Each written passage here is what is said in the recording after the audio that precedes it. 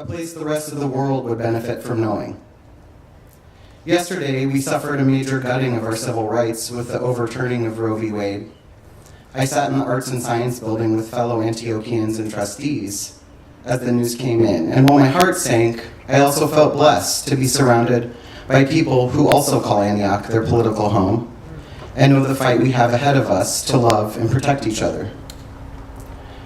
I think in a moment where extremism and hate seems to be the dominant culture in this country, I'm reflecting back to historic commencements that seemed clear and necessary for a place like Antioch, but raised a lot of hatred and threats by the general public.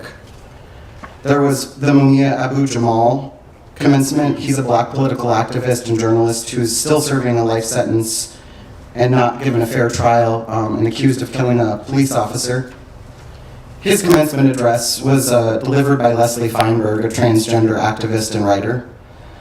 Bobby Seale, a former Black Panther who devoted his life to the liberation of black people. Amy Goodman, we all know Amy Goodman, I think. The award-winning journalist and host of Democracy Now!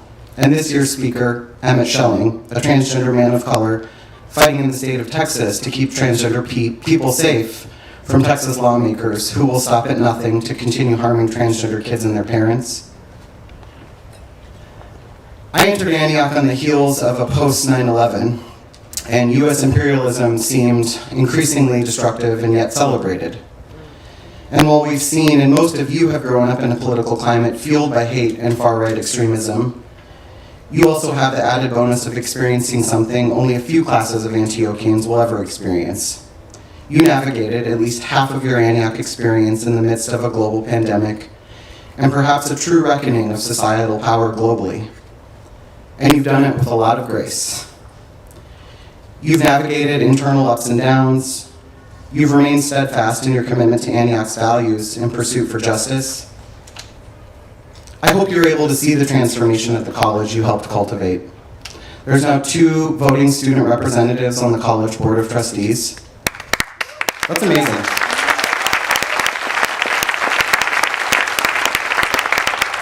The continued growth and centering of community government and shared governance. The start of a new path forward with our president, Jane Fernandes.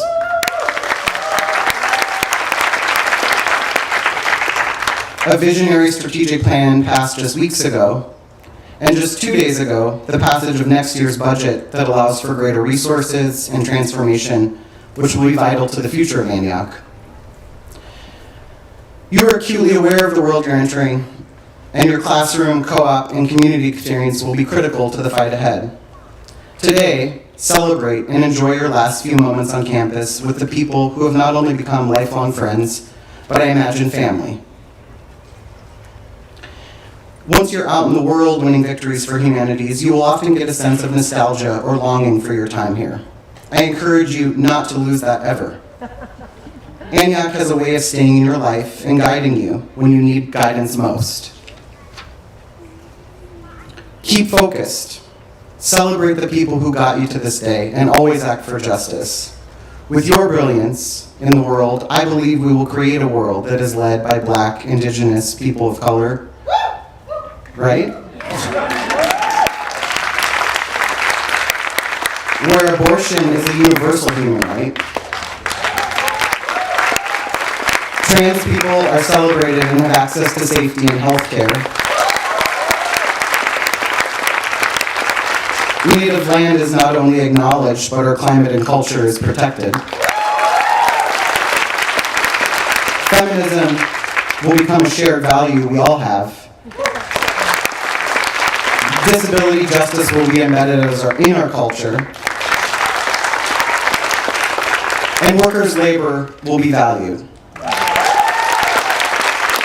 I'm really proud of all of you, and I'm so happy to be here with all of you. On behalf of the entire Board of Trustees, congratulations on this joyous day.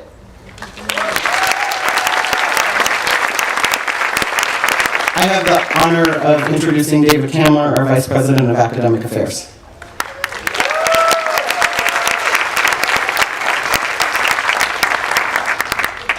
Good morning.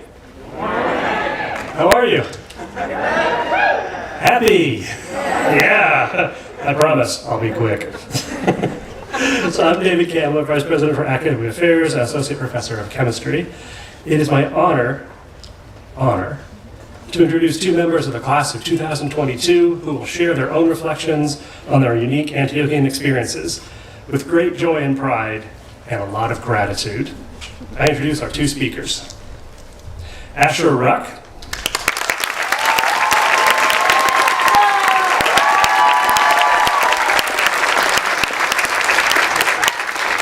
Asher is graduating with a Bachelor of Arts in Cultural Anthropology and Community Studies with a focus in global and transnational engagement. They are interested in life narratives through biography, memoirs, ethnography, and creative nonfiction. As a community member at Antioch, they have been involved in Council, serving as student representative and as chair. In their free time, Asher is a fan of music, video games, and taking care of their dog. After graduation, they'll be continuing their time at Antioch in a new role as a staff member as they join the Student Affairs team as an administrative support specialist.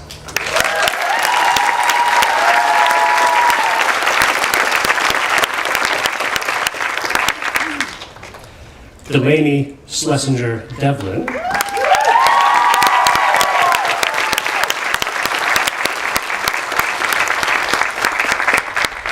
is graduating with a Bachelor of Arts in the Psychology of Social Behavior with a focus in French language and culture. They are interested in the many ways in which empathy can be developed in individuals that allows them to change their perspective in meaningful and constructive ways.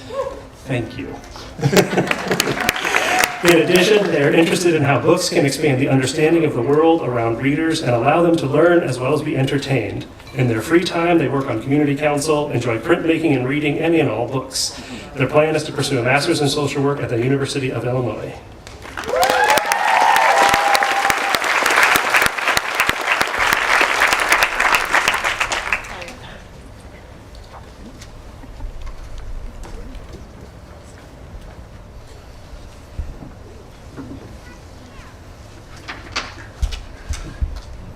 I'm not sure if this is on. Oh, it is on. Great. Hello, everyone. So, today we will be talking to you all about the idea of transient mode. So, transient mode is the idea here at Antioch that the only thing you can ever count on is change. Although it is uncertain exactly when in the 90s the idea of transient mode was written into Antioch's history, it was inscribed into its physical infrastructure in 1997 when Antioch alum Becca Glazier painted the phrase upon the old Student Union stoop.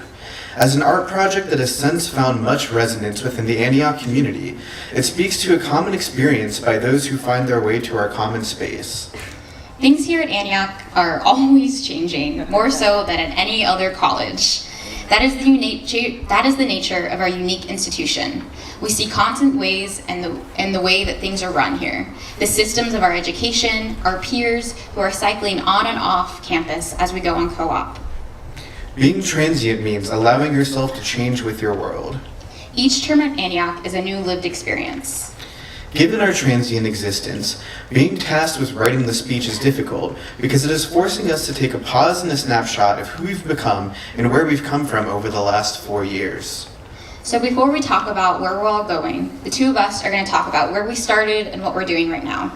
So this is Delaney. They study the psychology of social behavior. They're from West Lafayette, Indiana, and before I knew them, they were a Shakespeare nerd who played way too much clarinet. I think we could have been friends in high school. Now Delaney will be getting their master's degree in social work from the University of Illinois Urbana. This is Asher. Asher uses they, them pronouns and studies cultural anthropology and communal studies. They're from Ellicott City, Maryland, and before I knew them, they were busy playing video games and planning to work in the Foreign Service. I don't think that we would have been friends in high school, but I'm more than happy to have met them now. Asher will be working as administrative sports specialist for the Students Affairs here at Antioch. But our experiences here at Antioch have changed both of us, and learning to live with our transient existence is what has caused our ability to be successful here at Antioch. When I came to Antioch, I wanted to have a college experience that was interesting, but I had no idea how that looked. I love routine and planning things, and anyone who looks at my Google Calendar will know this. I thought I would be able to chart out my entire college career in the first quarter, and instead I chose a thing that scares me more, which is change. My first co-op was in Greece, where I worked with adults with special needs. I had never been to another country alone before, let alone expected to be a caregiver. My co-op was more scary and fun than I could have ever imagined. For me, I needed to accept that instability is incredibly necessary to grow and learn about oneself. It is experiences like these, and many others, of being thrust into the deep ends, with co-ops we've never been in and roles that we've never taken on, that have all helped us become stronger people and learners. By showing myself that I could survive alone in new places and hard jobs, I showed myself what I was capable of. I expanded and I stretched myself. Our lives don't stop being transient once we leave here at Antioch. We choose jobs in places we've never been, we choose to get another degree in a field we've never knew existed, and we continue to change and move with and against the world. But life isn't only about instability. My perspective is a little different from Delaney's. When I came to Antioch, I expected to do as many co-ops as possible, as far away as possible. I craved the instability and transience promised by this place, and I expected nothing less than constant uprooting.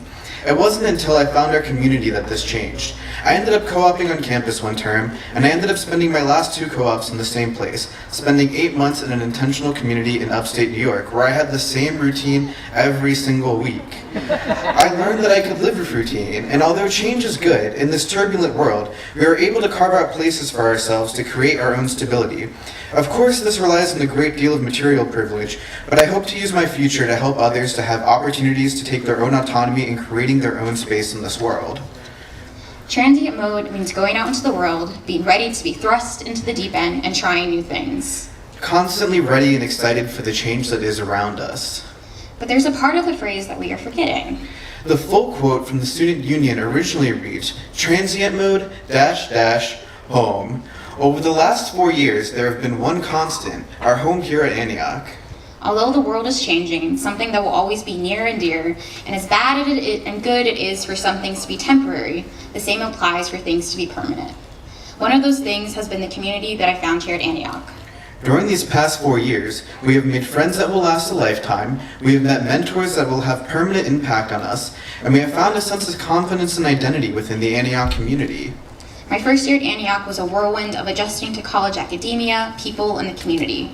I am naturally a very outgoing person, and I love talking to other people and helping them. And I love the idea of community government. And I knew I wanted to help, but I wasn't sure how. During one night of orientation, Asher and I actually sat down and read all the minutes from the previous year's Council to figure out what was happening and what was important. This was the first, but definitely not the last time that we sat down to read some very boring documents to figure out what was going on with our school.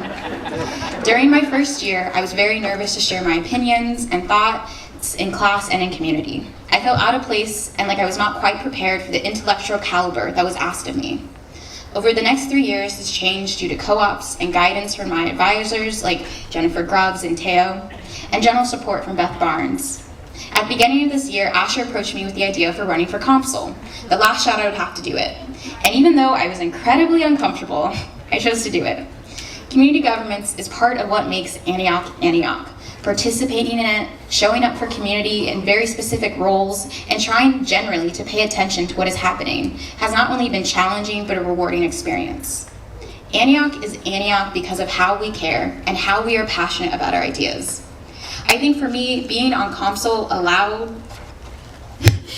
me to come full circle in my understanding and participation in our community.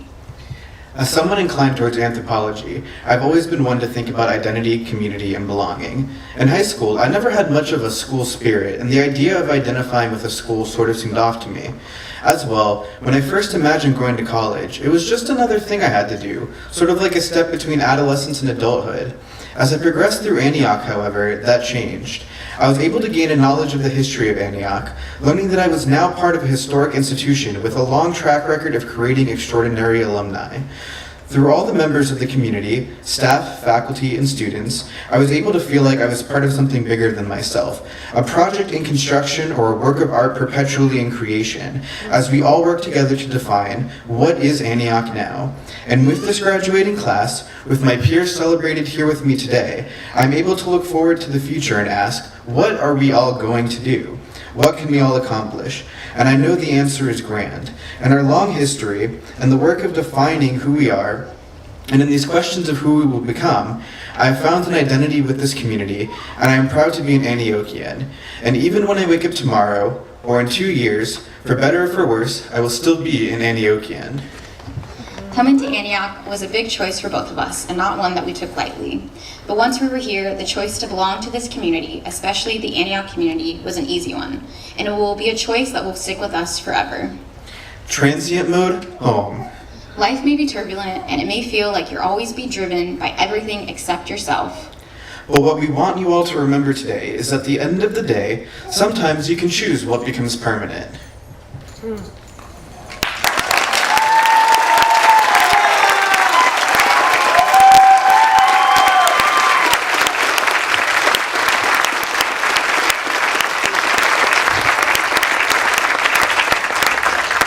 And we will now enjoy another selection from the World House Choir.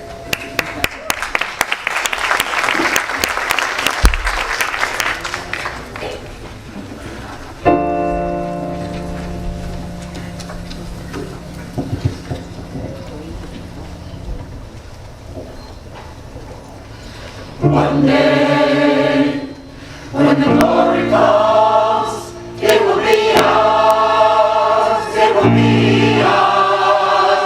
Oh, one day, when the war is won, we will be sure, we will be sure. Oh, glory, glory.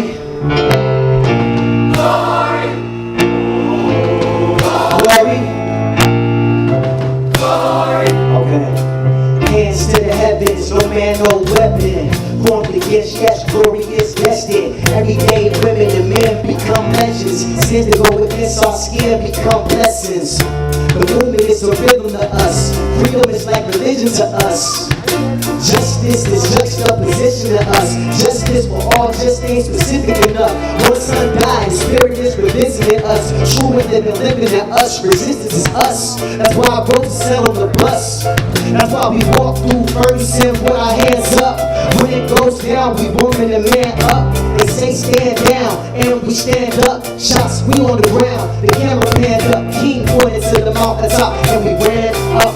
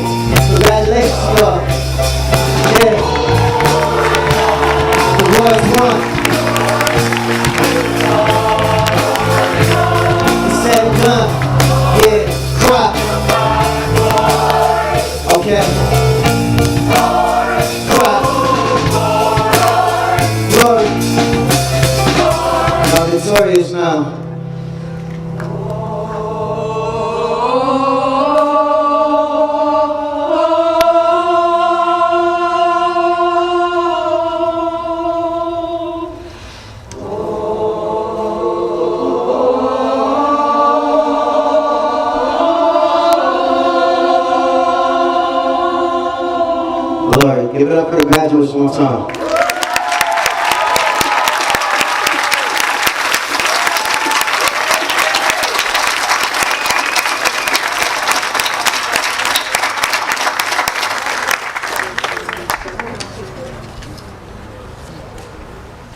Hello again.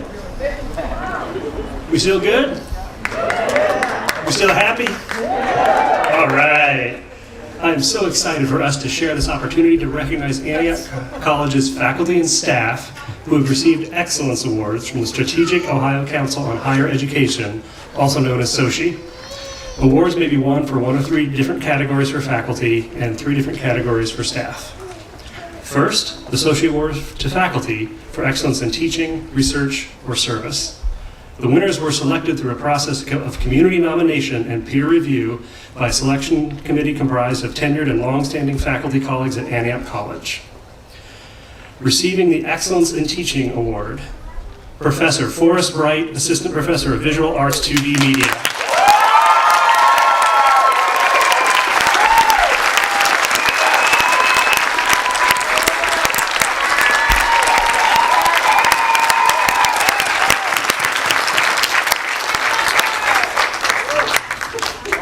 Forest classes are innovative and engaging, from students drawing birds at Glen Helen's Raptor Center to playing baseball against the local candidates for village council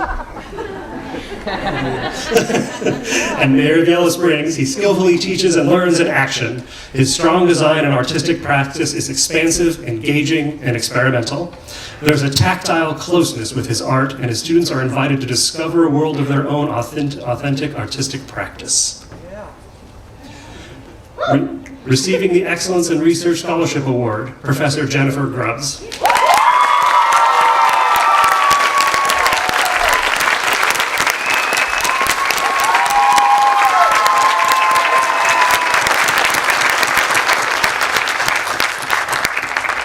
Assistant Professor of Anthropology.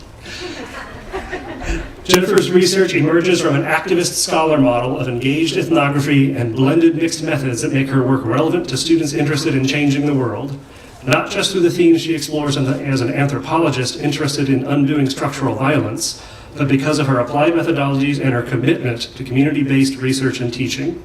She recently published a monograph, Equiliberation, Reimagining Resistance in the Green Scare, 2021, with McGill Queen's University Academic Press.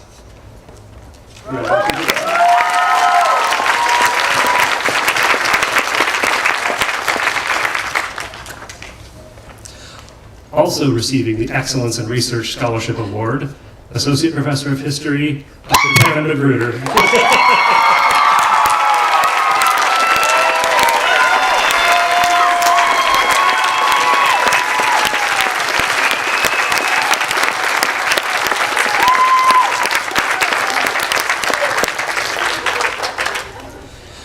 Kevin exemplifies engaged scholarly research through his academic research, twice published by Columbia University Press, and through contributions to the community of Yellow Springs. Blacks in Yellow Springs Encyclopedia and Blacks in Yellow Springs walking tours have elevated Black history to prominence locally and provided a model for community historians far beyond the Midwest. Yeah.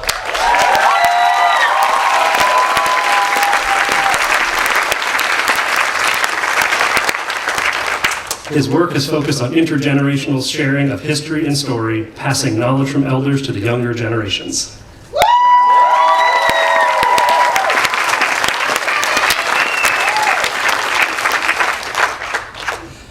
Next, the SOCHE Awards to staff for excellence in student success, service, or assessment.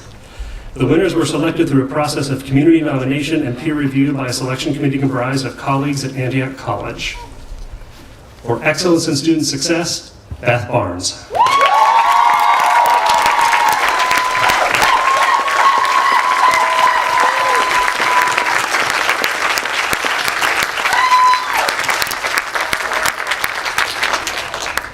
Beth joined Antioch College in 2018 as Student Success Services Coordinator. Antioch students, faculty, and staff describe Beth as an inspiration and a terrifically hard worker.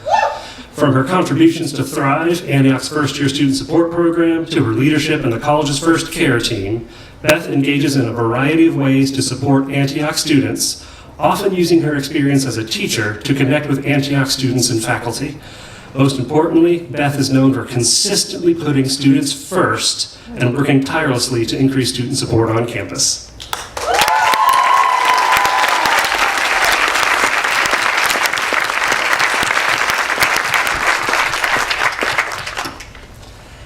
For excellence in service, Penny Addison.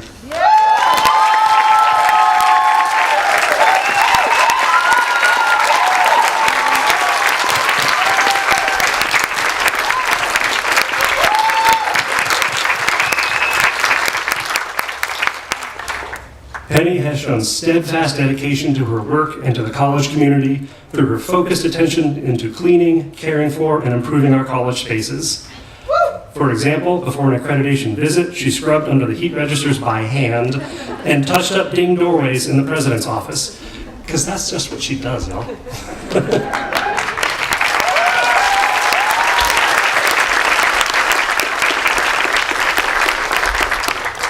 Even in the midst of challenges brought on by COVID-19, Penny continued to go above and beyond in her service to the college. She has been a person of support to our community and demonstrates a strong commitment to the Antioch community.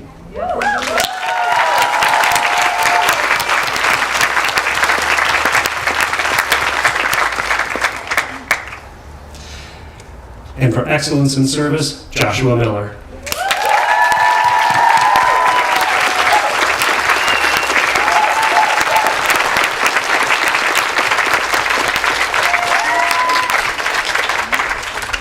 For over 11 years, Joshua has worked diligently in support of the Antioch mission. In his role as Assistant Facilities Manager, Joshua provides a high level of service in response to requests from faculty, staff, and students, and he does so with efficiency, care, and attention to detail. His kindness and respect to all members of the community shows throughout his work. In addition, Joshua readily shares his talents as a skilled woodworker, honing his craft with beautiful pieces such as wooden hand sanitizer stations in response to COVID-19, a beautiful round table he made personally for our new president, a swing set for our students, and his podium.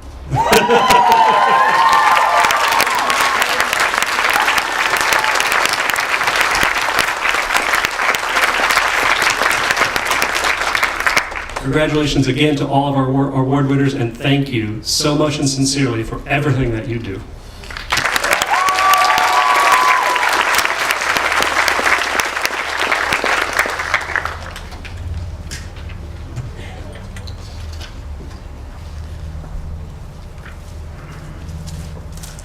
I'm proud and honored to introduce our commencement keynote speaker, Mr. Emmett Schelling, an esteemed leader supporting and fighting for the rights of transgender people in the state of Texas and beyond. Emmett's organization, Transgender Education Network of Texas, or TENT, is dedicated to furthering gender equality in Texas through education and networking, to halt discrimination through social, legislative, and corporate education. Time magazine recently named Emmett to their annual Time 100, a list of the 100 most influential people in the world. During a time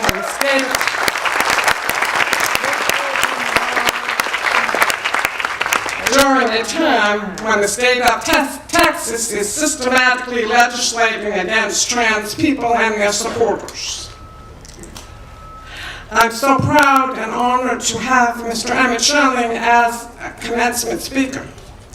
I've been moved by his work and his actions, and I admire his persistence in a long fight for transgender people's rights, fighting through relentless attacks that have never seemed to have ended. So I see Mr. Schelling as an excellent role model in the manner of horseman who urged us to strive to win a victory, or not to die before we win a victory for humanity. And I believe Emmett Schelling is going to win a huge victory for humanity. So please join me in welcoming this important human rights activist to Antioch College and today's special celebration.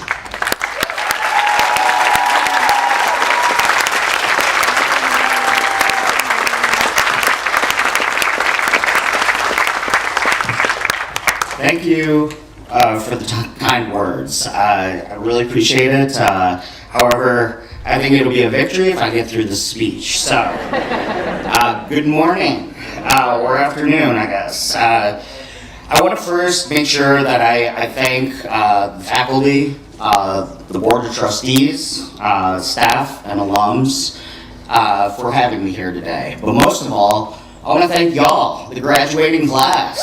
That's right.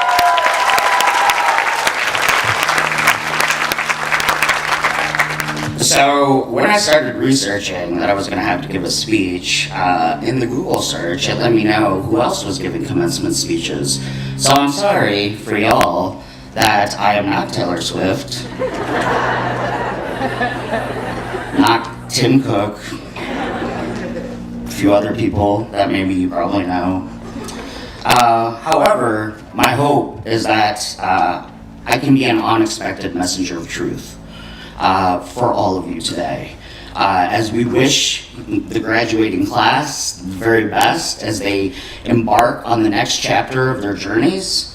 And also, I think collectively and more importantly, everybody in this room, right, we all need, I think, a kind of reminder to bring us back to the important things. Hopefully, I might be part of that today.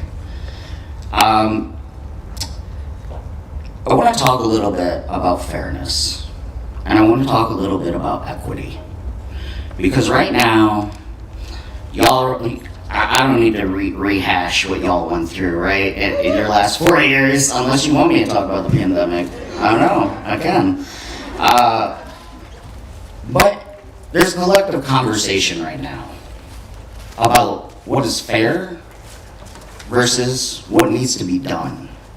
When we look around the world we live in today, clearly something needs fixed. There's no question about it. But how do we address it? And that's where we're at right now. And that's what you all will begin to lead. In understanding the word fairness on its face, it sounds good, right? Everybody wants things to be fair. I want things to be fair. Well, what does that look like in practicality in a world where generational unfairness has reigned? Where we live in a system that was designed to do exactly what it is doing today. So in understanding that, what does fairness look like? It looks like equity. And equity is hard. Equity requires those of us who have more comfort than the people that we are vocalizing our empathy for to cede that. To cede some of that comfort, to cede that power. Understanding this world cannot be a just world if we are not willing to be uncomfortable when we are in places of privilege. When we understand that is fairness. That is fairness. When we recognize the empathy, the humanity, and the collective necessity to show dignity as a common courtesy of just being in this world together.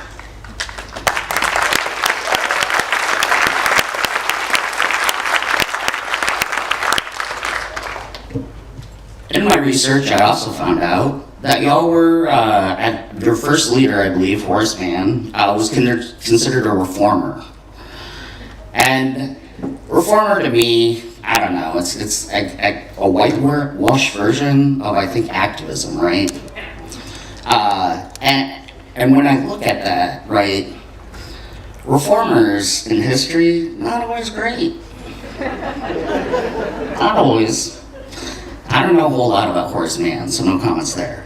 But what I do know is that in order for the change that we need for the world that you all deserve to live in, because the world that you are coming into now,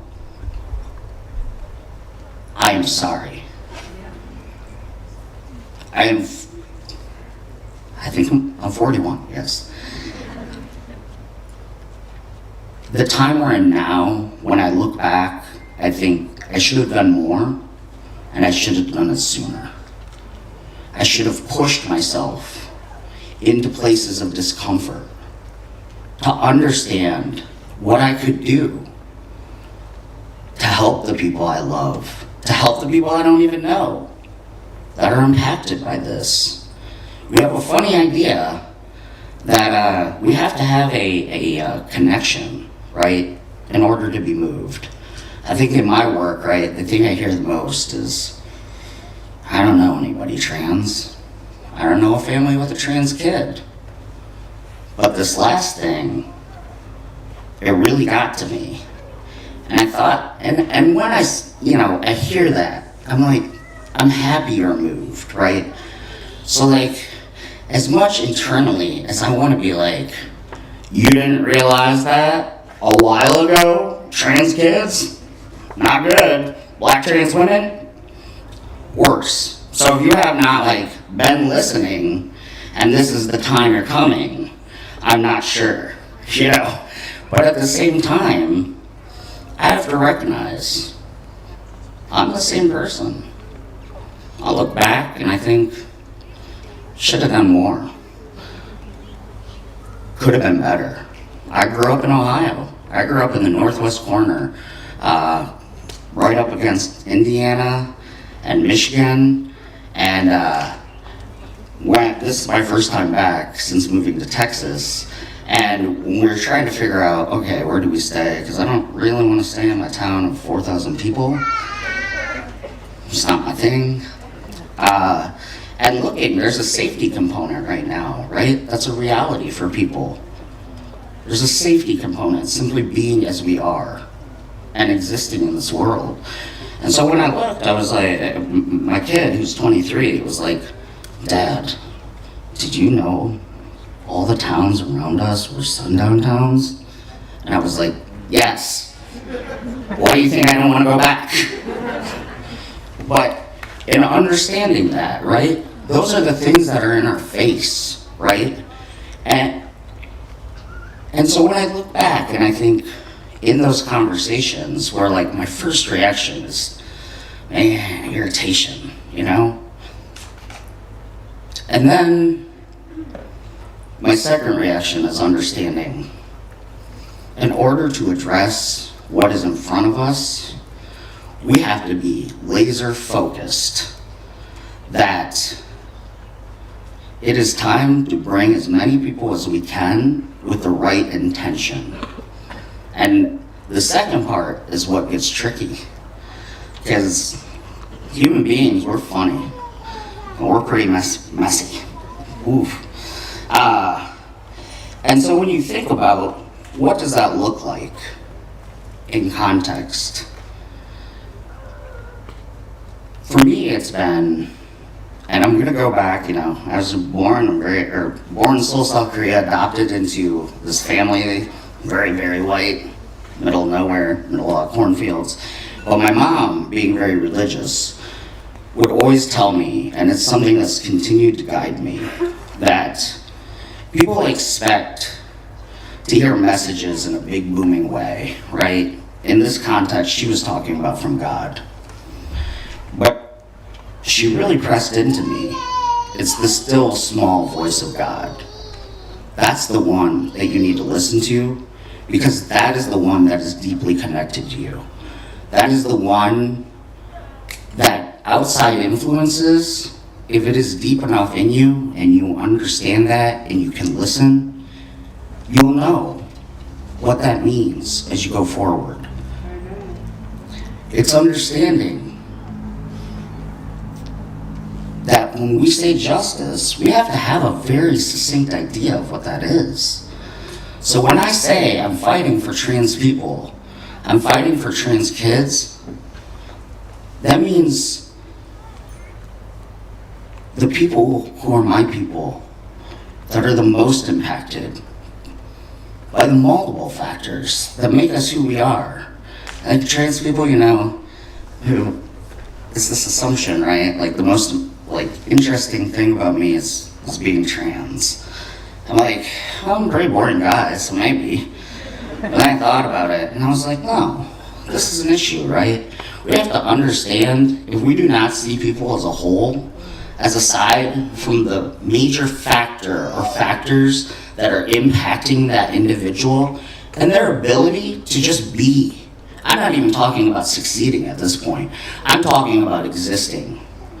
Because I think that is another issue when we put this all together, is understanding what is the ground we're standing on. You have to know what your surroundings are. You have to know what your mission is. You have to have a clear vision of what those values are internally. You have to have a clear ability to hear that still small voice, because that is the voice when it is the worst. Everything feels like it's crumbling. I mean, yesterday, SCOTUS, today we see for the first time in I don't know how long, now we've signed a gun reform bill, and it's this push and pull of a world I wasn't ready to change because it had no intent to change, because we go back to that system. Oh, it was designed well. I'm tired of hearing people say the system's broken. The system's perfect. The country's broken. Going back to the still small voice, a lot of people, I think, will try to convince you that justice looks like something that doesn't connect to what you understand it, doesn't connect to who you are and the justice you seek and the justice you need and the justice you deserve. What I have learned in 40-some years is that we decide who we are, because we are the ultimate truth tellers of that. We hold that truth. And when justice does not look like justice for all of you, for your whole self, at your most full, at your most powerful, at your most complete, with all of the things that make you good, bad, ugly, and in between. If that is being brought to you, packaged as justice, does not correlate with the justice that every single part of you needs and deserves in this world, it is not justice. And understand when I say that, I don't mean in the sense of full individuals sometimes. I mean, when we look as the collective charge, for me, it's understanding that a black kid who's been kicked out of their family home because of coming out as trans, put into our foster care system in Texas, which is now seeking to harm children within foster care, children within their homes, criminalizing parents. For me, is to understand, yes, part of my job is absolutely to make sure that we are doing everything we can to support these families, to connect them, to provide whatever relief we can. But at the end of the day, if I do not, first and foremost, guide myself understanding my duty, my charge, is to make sure that child who's gone through a world of trauma already, I have to make sure our job is addressing how to stop that and how to get this child safe, because I know all of us will benefit. I know that even though we like to, do things that benefit us, right? Even though on the surface, and this is what I feel we struggle with, right? How do we benefit from Black Lives Matter, right? How do I, as I call myself taupe because I feel like person of color is maybe a little bit generous. So I say taupe, but like, what does that look like? Keep it real, Shelby. And to understand that I need to be understanding in the best way I can, and also have the humility. I can never understand to a certain extent, but I will support no matter what, because I understand that this is necessary, that if I say I care about people, that I need to care about people that aren't me, that aren't connected to me, that aren't in my family, because this is the charge.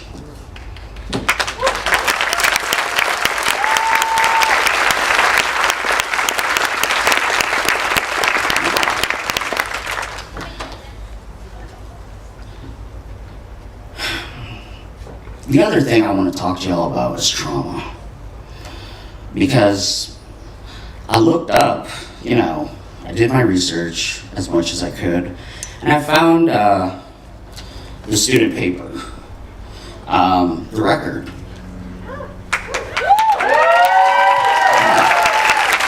So, I read a little bit more than I honestly intended to, so good job, journalism students. But in particular,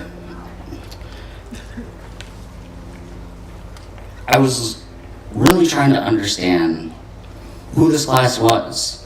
I asked my kid, hey, if I was your commencement speaker, what would you want to hear? What would you need to hear? Because really, I'm just gumming up the process before y'all get your diplomas.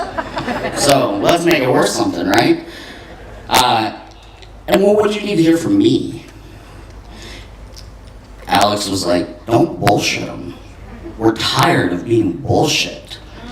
We're tired of adults, of people in the room who look at us like not adults. And we're sitting here looking at student loan crisis that has never been so bad. We're looking at an economy, a system of government that's been completely almost hollowed out.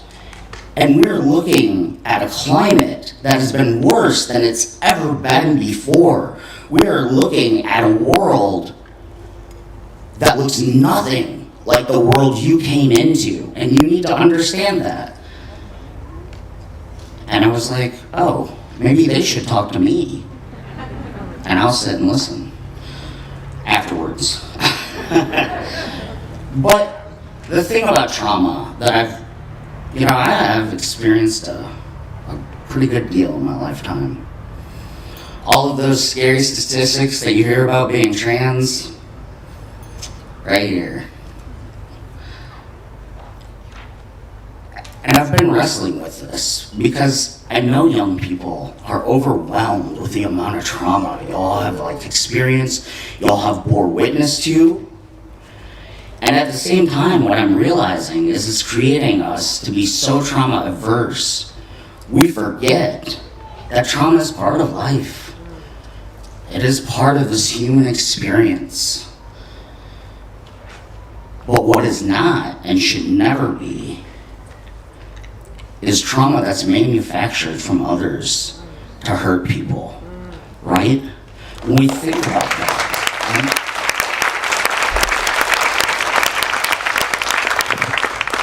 Because I'm tired of hearing about these kids just gotta get over it, pull yourselves up with the bootstraps or whatever that looks like. As somebody who wears boots, I don't have straps, so it's always very confusing. Whatever. But in a sense, right, is thinking about what does that look like and understanding y'all have the agency to say, I reject what you're trying to suggest, because the trauma, in large part, aside from the pandemic, that you all experience now is manufactured from people who are living and sharing in this world. And so understanding and putting, hopefully, all of this together in some sort of way that makes sense. When Anita asked me to send my speech, I said, This is how I speak. Do you want me to send it? And she said no. But it's understanding, how do we take that trauma that happens naturally and know when it's time to face it. And I say that because I struggled with wanting to come here. Not because y'all are not great, but because I'm going home for the first time after this. I'm gonna go see my mom. And my mom is the reason anything good in me exists. My mom is the reason that I can still stand here. And she has late-stage Parkinson's disease, and this will most likely be the last time that I get to see her. And I didn't want to come, and I knew I needed to. And that's what I'm trying to let you know of the nuance. Know when it's traumatic, and you have to face that because it is part of life's experience. Know when it is time to have courage, and know when it is time to reject something wholeheartedly because that is not your trauma to bear.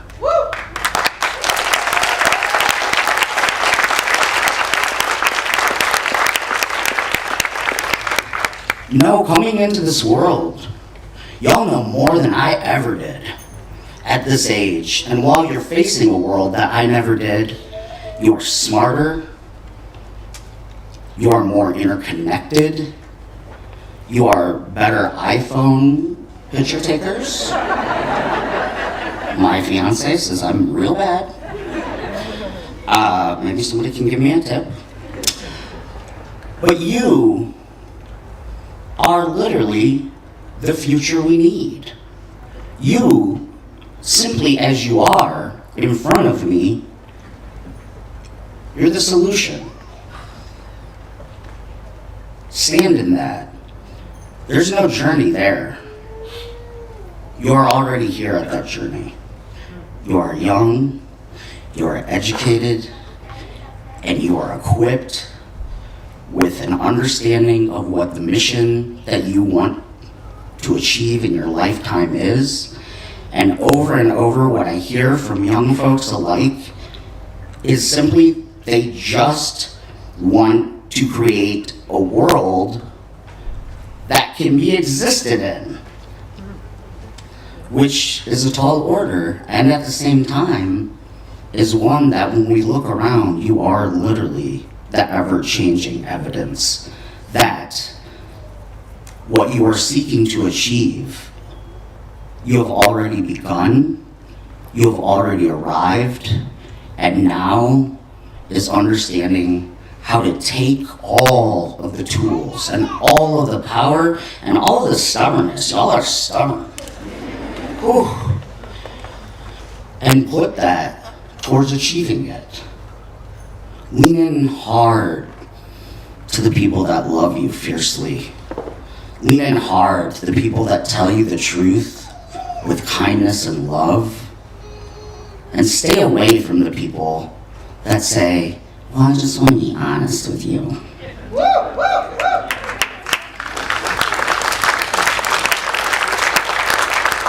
Because nothing good is going to follow that. Trust me. And the last thing, and a simple thing that I hope you all take with you, is knowing to protect your peace.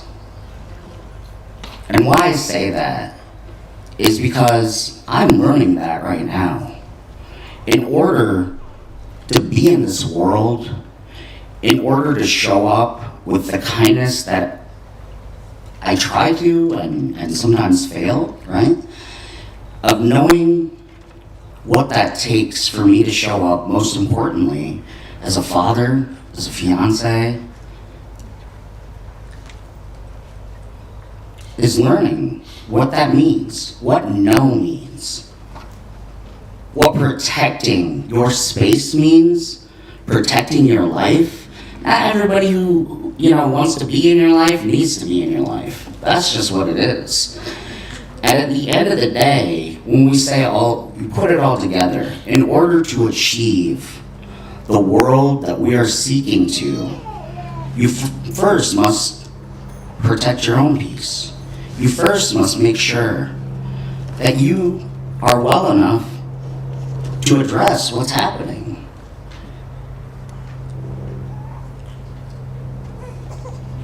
Because it's hard and it will break you down. And if you do not protect that space, you do not protect your peace, it will harm you more than it's worth having so many people surround you. So, with that said, I hope all of you have a wonderful rest of your day, a wonderful rest of the weekend. My last sort of note to you, and I was waiting for last on this, is one lesson that you learned today is that you get to go through 4 years of college and get a degree to have a guy who didn't finish his come give you a commencement speech.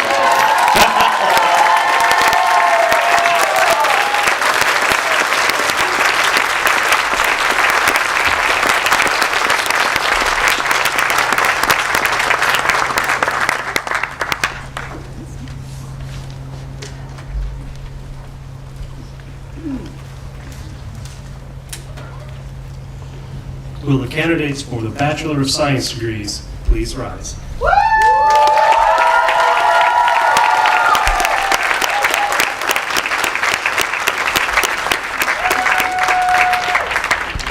President Fernandes, it is my great honor to present to you the candidates for the degree Bachelor of Science from Antioch College. They have been recommended by the faculty for these degrees. Upon recommendation of the faculty and by the power vested in me by the Antioch College Board of Trustees and the state of Ohio, it's my pleasure to grant you the degree of Bachelor of Science. To those students who have chosen to wear academic regalia, something that's not been done at Antioch since 1935, please move your tassel from the right side to the left side.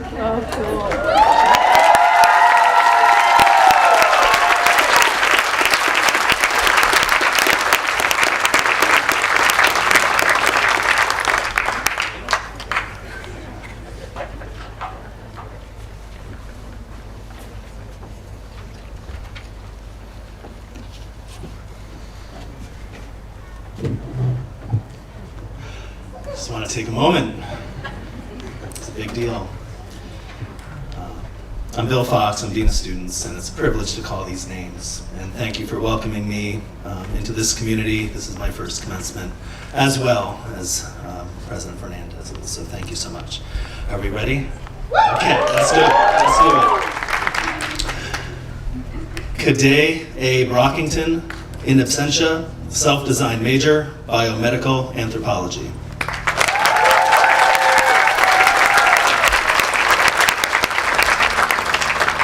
Alexa Greer, self-designed major, conservation biology.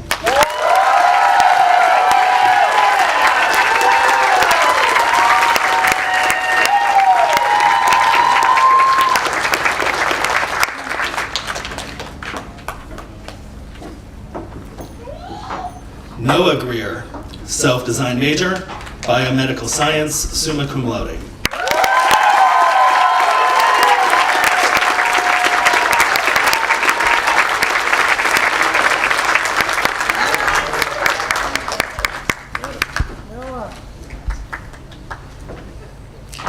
Emma Sue Jones, self-designed major, conservation ecology and ethnobotany.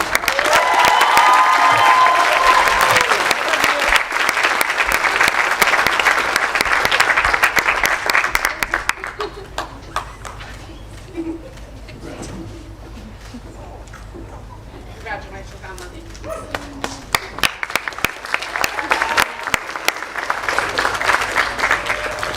Austin Taylor Korner, self-designed major, biomedical science and health psychology, magna cum laude.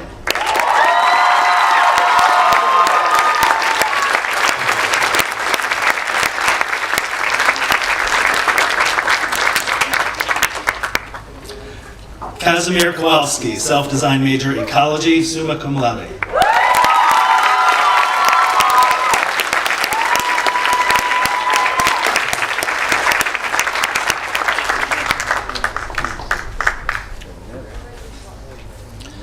Ulises Espinosa, self-design major, sustainable pedagogy, policy and media strategies, global transnational engagement focus, magna cum laude, in absentia.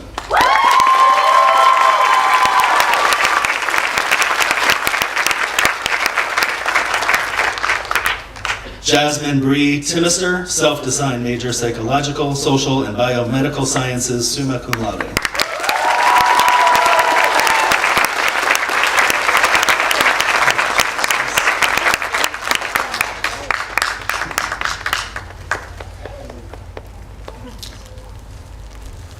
Ike Keel Wiley, self-design major, psychology and cognitive sciences, summa cum laude.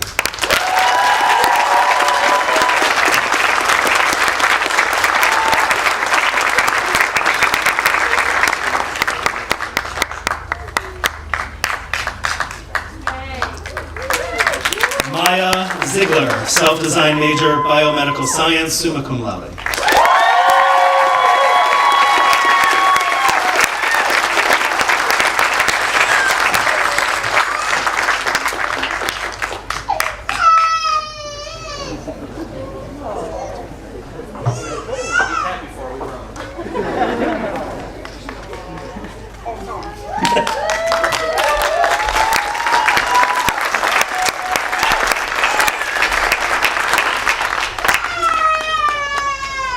Will the candidates for the Bachelor of Arts degrees please rise?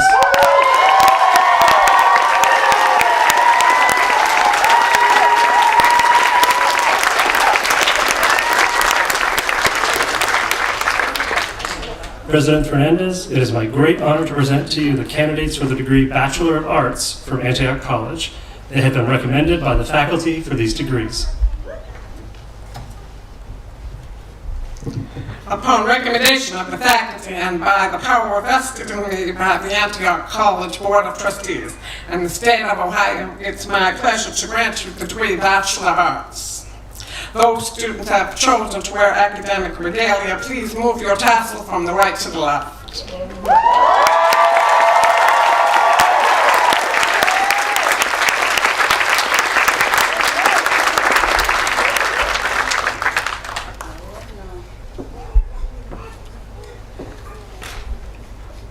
Olivia Faith Akers, self-design major, creative writing and human interaction, global transnational engagement, magna cum laude.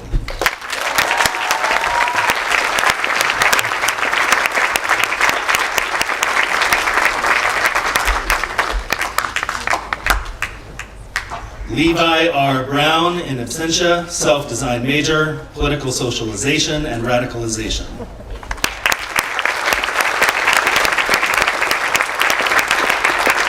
Ave Davies, self-design major, the historical and anthropological study of Liberian diaspora identity.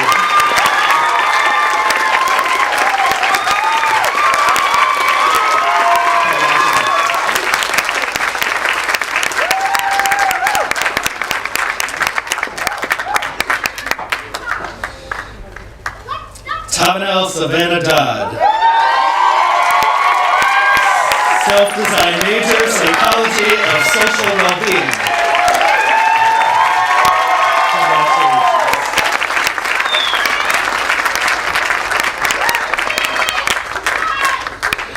Julia May Hainzer, self-design major, the art of stories and education.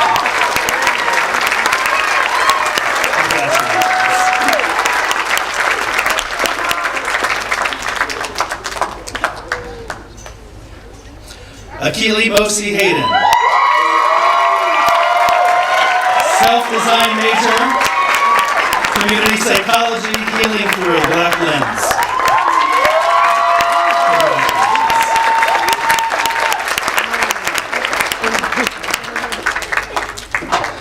Tennyson Knox Love, in absentia, self-design major, visual computerized digital arts. Ashley Nicole Matias Matos. Self-design major, psychology and creative practice, global transnational engagement focus, cum laude.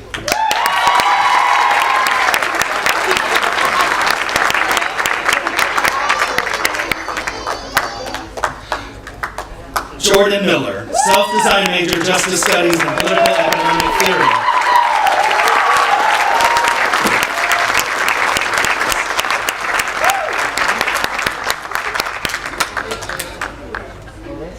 Lola Nelson Betts, self-design major, crafting the Antioch trilogy.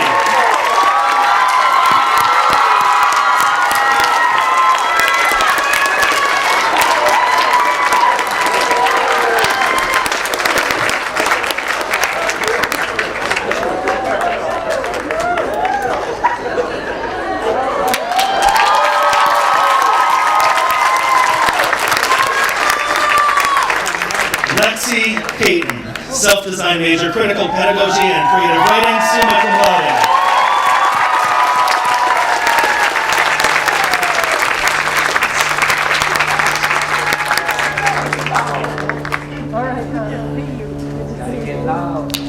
Amira Porter Watterson, self-design major, visual storytelling.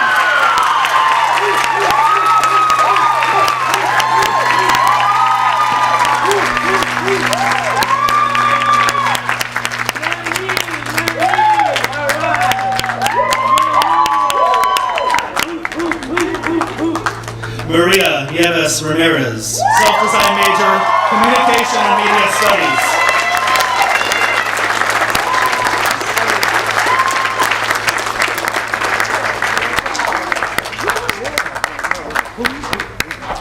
Asher Nicholas Ruck, self-design major,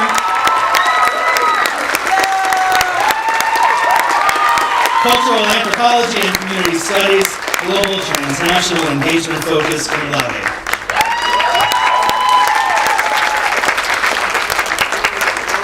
Delaney Francis Schlesinger-Devlin, self-design major, psychology of social behavior, French language focus, and global transnational engagement focus, summa cum laude.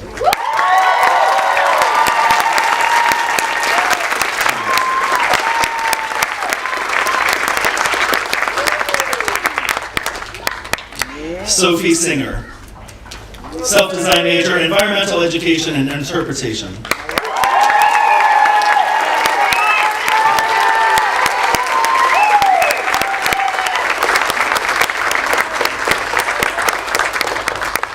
Cara Stedman, self-design major, psychology and writing, magna cum laude.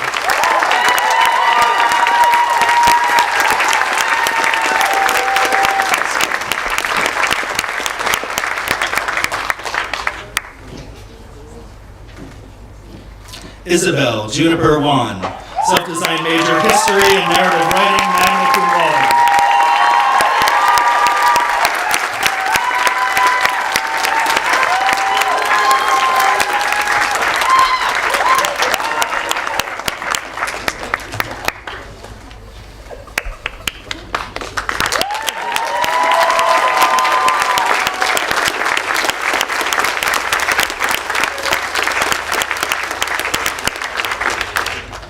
Family and friends, faculty, staff, alumni, other students, everyone here in this tent, beyond it, or across the globe, or beyond it, please join in congratulating the class of 2022 with me.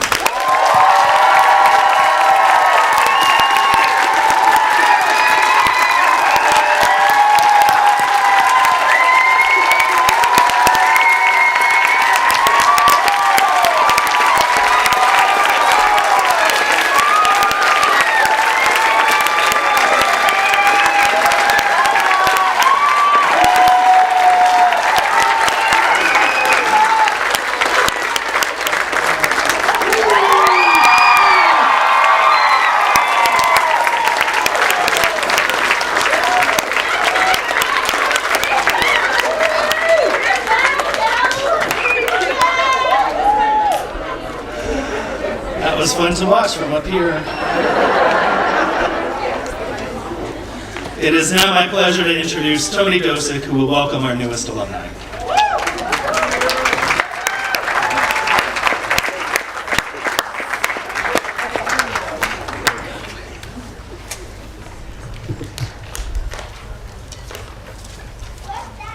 Good morning.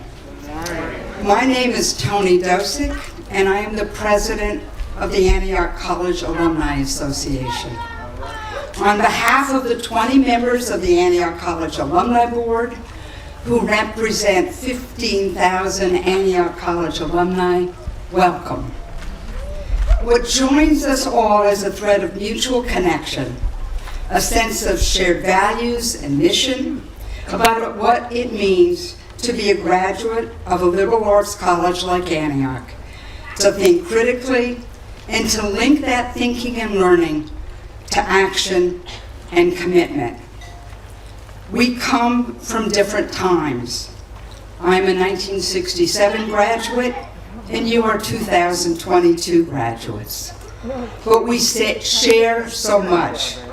A love, and dare I say it, hate, relationship with this college that pushed us out of our comfort zones and required us to work and live on our own in the belief that education is not something that just takes place in the classroom, an understanding of the importance of community as a laboratory of democracy, and how to build settings and circumstances where all voices are heard as part of a commitment to self-expression and self-development, as well as our obligations to one another.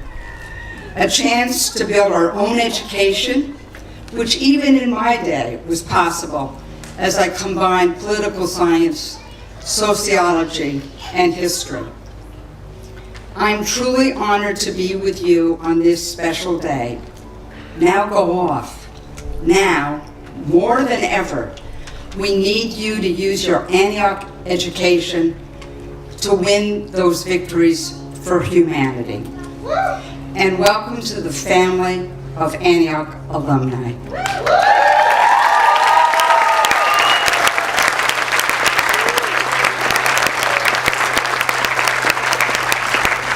I am pleased to introduce Coco Gagne, class of 2018.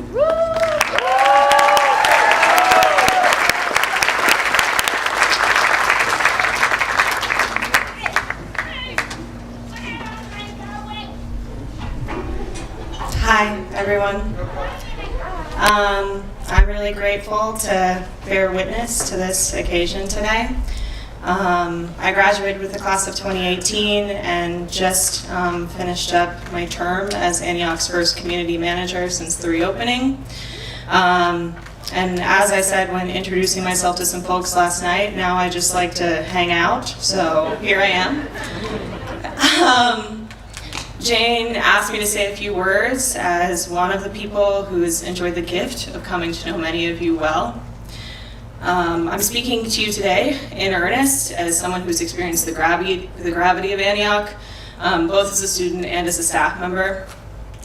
I could offer hope, but I won't tell you to be hopeful. And I could give a progressive vision of the future, but want to acknowledge something far more entangled. And what I'll say instead is that a door is open. And I didn't plan it, but there's actually like an open floating door frame on the horseshoe behind us, so it just kind of worked out. As a student of philosophy, I'm often thinking about the good. What does it mean to be good? What does it mean to lead a good life? What is good? What is the purpose of having what is good? And in a social order where most of us are cast as guilty for failing the impossible confines of normativity, I don't think there is such a thing as having or being good. I cannot tell you that the pursuit of a degree is good, and I cannot assert that Antioch is good. We are often saddled by the oppressiveness of institutions, and here at the college, we often attribute a vague notion of Antioch when we experience the reproduction of hegemonic structures that were always destined to fail us. However, even with the presence of those structures, Antioch is the site of an alternative history, trajectory, and gathering. It is also a tension that exposes what we're abandoning and what we're growing in the beyond. As Stefano Harney offers, institutions are aerated spaces, which means we might consider the spirit of the in-between. I say this to account for the complexity of your experience here. I say this because it releases us from the weight of making a monolith out of a mesh. Yeah. I say this because we must remember that life is far larger than the systems designed to ensure our suffering. Some of your life has happened here. Work, boredom, pleasure, rage, confusion, illumination. Will you claim it all? Yes, you earned a degree, but you've also been finding a way to live. Life does not climax. It is movement and infinite variation. On some occasions, like this one, which are both arbitrary and sacred, we're afforded the opportunity of a pause, to stop at a threshold and contemplate a distance which is not linear and a self which has never been fixed, but as Tiakasin Gostor says, is innocent in every moment. Today is an ascribed event of reflection and celebration. What are we celebrating? What have you survived? What love have you toiled for? I suspect you have made a relationship with a text, a person, a space, an aspect of community that has brought you a bit closer to your undoing, and by extension, the undoing of the violence that is antithetical to our interdependence. I suspect that this experience has brought you deeper into your power, into surrender, and into compassion. This is worth celebrating. Our learning together can create something that we're all better off for.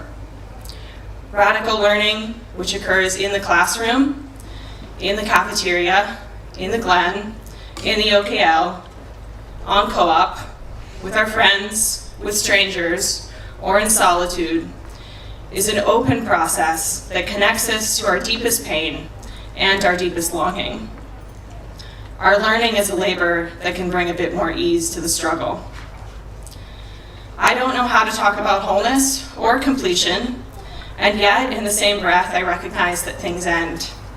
I know that loss is a guarantee, as is our aliveness. And so you will continue through the door, one foot in front of the other, each step a practice in what is porous, unbearable, irresistible, precarious, and yet to be. Through this practice, we give ourselves to the freedom of living joyously with one another, and every step is worth it.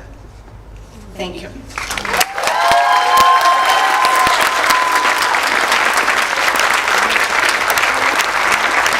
Jane will bring us home. You're going to tell us what comes next, right? Okay. Okay, now it's finally time for us to celebrate our amazing class of 2022.